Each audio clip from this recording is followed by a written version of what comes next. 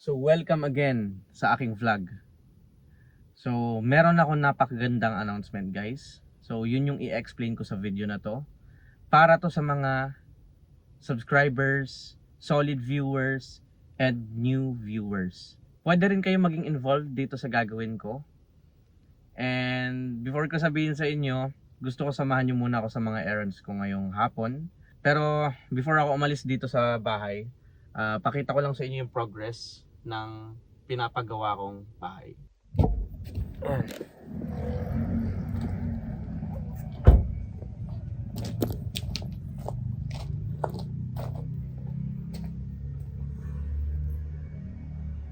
So, guys, oh. Tapos na nila yung lababo. Natalisan na rin yung CR. So yan. Studio room.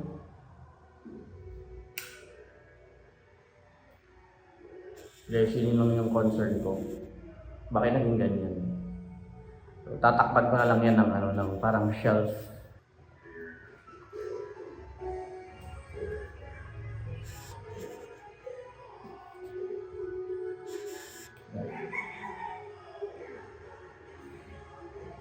Kasi yan yung ceiling. Yan. Kung mapapansin nyo may lagpas-lagpas. Ano yan guys, tape lang yan. Tatanggalin lang nila yan and okay na yan. So, ayun o, kung makikita nyo may tape na doon. Tatanggalin lang nila yan. So, pakita ko sa inyo yung butas na ginagawa nila doon. Para yun sa Poso Negro. Yun guys, doon pupunta yung aming tae. Punta natin.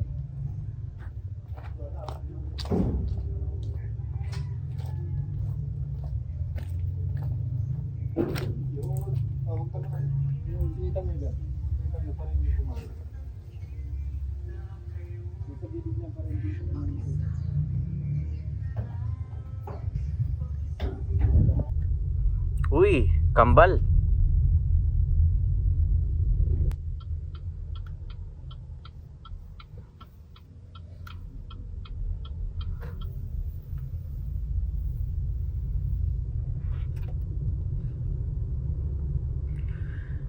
So guys, magwi-withdraw lang ako ng pera pang sahod sa mga nagtatrabaho doon. And after that, explain ko na sa inyo guys yung announcement ko.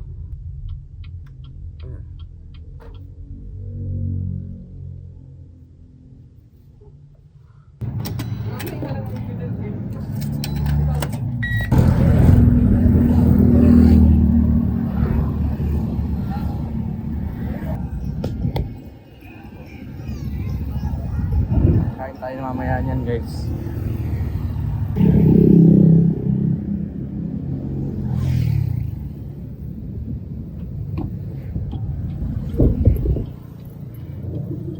Ayun, napakaganda ng lighting dito.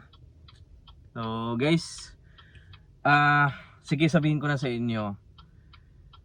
This August, tentative date is August 13, August 15, August 20, August 25.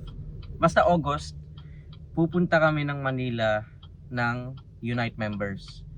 So ako taga dito ako sa Pangasinan.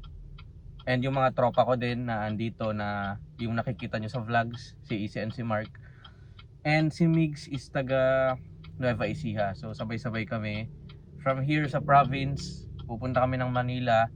Kasi may isang creator kaming i-connect doon. So hindi ko masasabing isang influencer yung makaka-connect namin. Same industry din siya sa amin. Freelancing, outsourcing. Meron din ata siyang agency. Si Migs kasi nakausap niya. And then ako naman itatry kong i-meet yung isang mentor ko and yung isang tropa din dun sa Manila. So mga influencers yung mga yun, mga negosyante na nag-create ng content online. So siguro ang mamimit namin doon around 3 individuals na sikat na.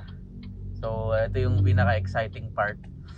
And the reason why sinabi ko kanina na involved din kayo dito is because if sino yung mga taga Manila dyan or willing bumiyahe, free kayong makipag-meet sa amin.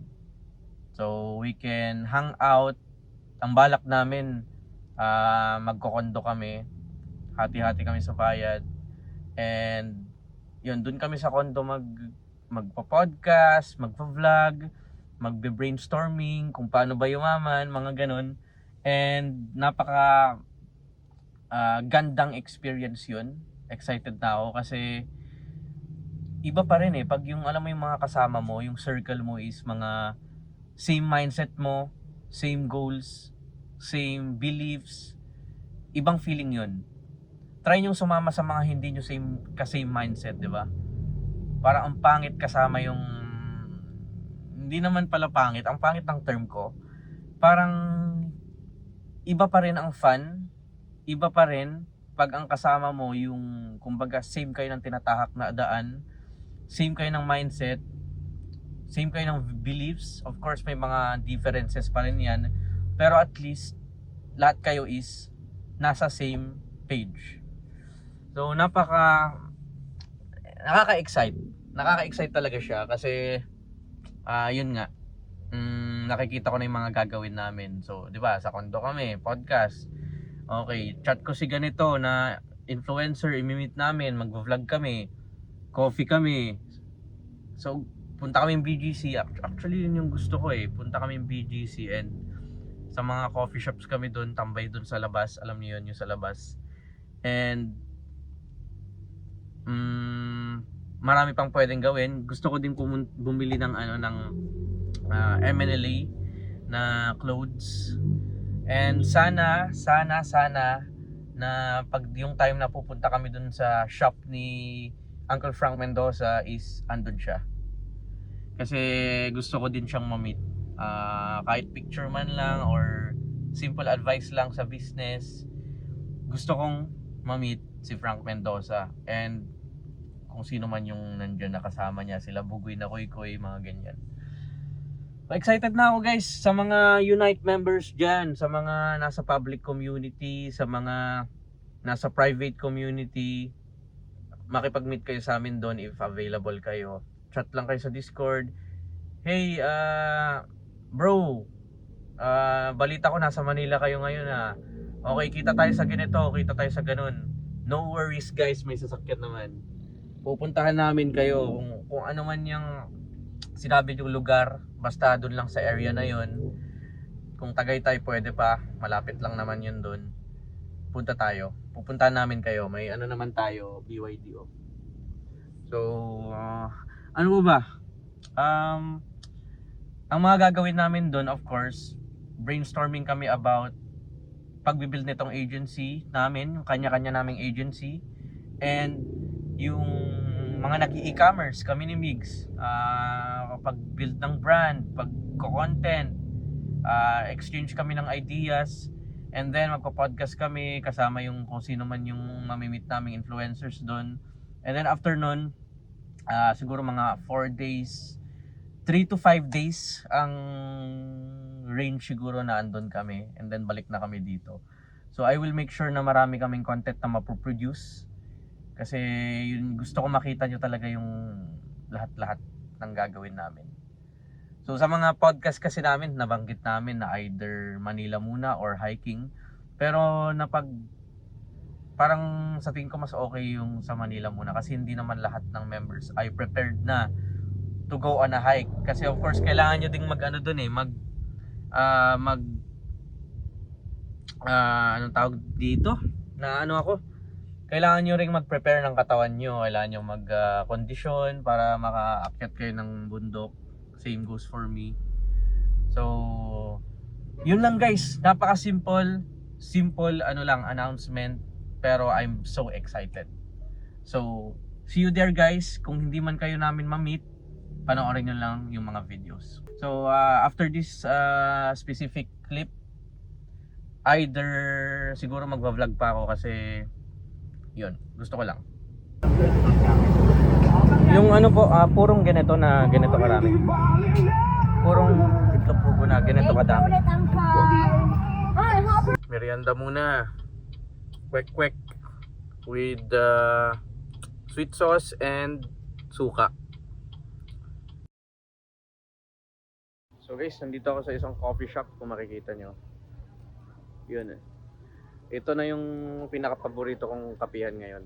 So, dito ko na tatapusin yung video. Wait. Tour ko kaya muna kayo para kunin ko lang yung laptop.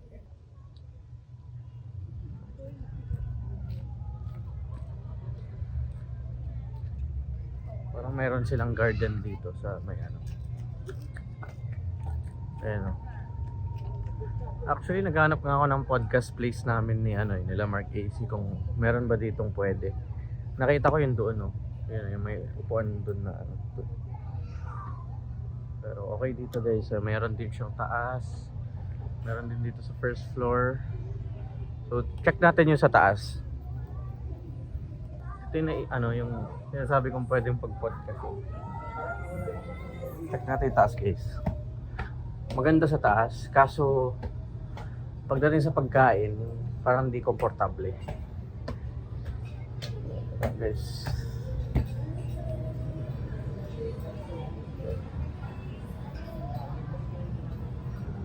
Okay yung view dito.